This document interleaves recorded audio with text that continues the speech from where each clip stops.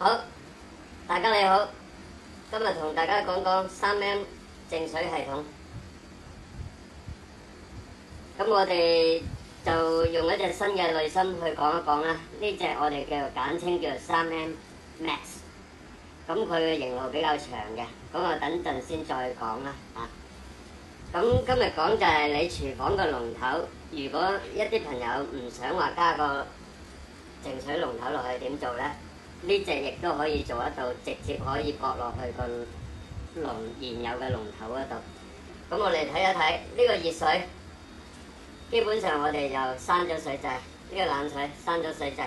熱水一般嚟講就係唔駁呢個淨水器嘅。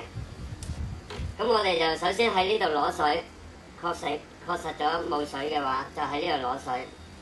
攞水跟住我哋用條藍色喉管插翻落自來水進水入去個 filter 裏邊。個 filter 裏邊過濾完之後，我哋用條白色喉，呢個3分嘅白色喉，跟住直接駁翻落去原有呢個網喉，呢個淨水龍頭，唔係呢個廚房嘅龍頭嘅網喉。呢度有個3分外牙，駁翻落去3分內牙嘅網喉嗰度。咁我哋就搞掂㗎啦。咁就成個系統就駁好晒㗎啦。咁就開翻水啦，咁跟住呢，就試一試開水啦。咁如果有水，證明你成功啦。咁佢會不停咁樣噴啲水出嚟呢，就可能唔係咁流暢嘅，因為你支濾芯比較大，要盡快或者5至10分鐘要開佢，咁呢就會穩定性強啲㗎啦。咁我哋今日講嘅系統就已經講完㗎啦。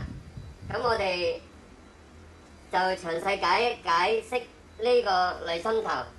呢個濾芯頭叫 AP3A5。呢個 A5 濾頭係冇 3M logo 嘅，行貨先冇 3M logo 嚇。記住，只係呢個濾頭只係俾呢個 3M Max 嘅 filter 用嘅啫。其他啲用唔用到啊？係用唔到嘅，就算係 AP3嗰啲都係用唔到嘅。好，我哋就我哋就試下擰咗呢支濾芯出嚟，向下擠壓。嗱，佢有2個嘴嘅，咁我哋插翻落去，咁就已經安裝咗㗎啦。成套濾芯就講完㗎啦。最大嘅功效係咩呢？佢一般嚟講，呢支濾芯可以俾4人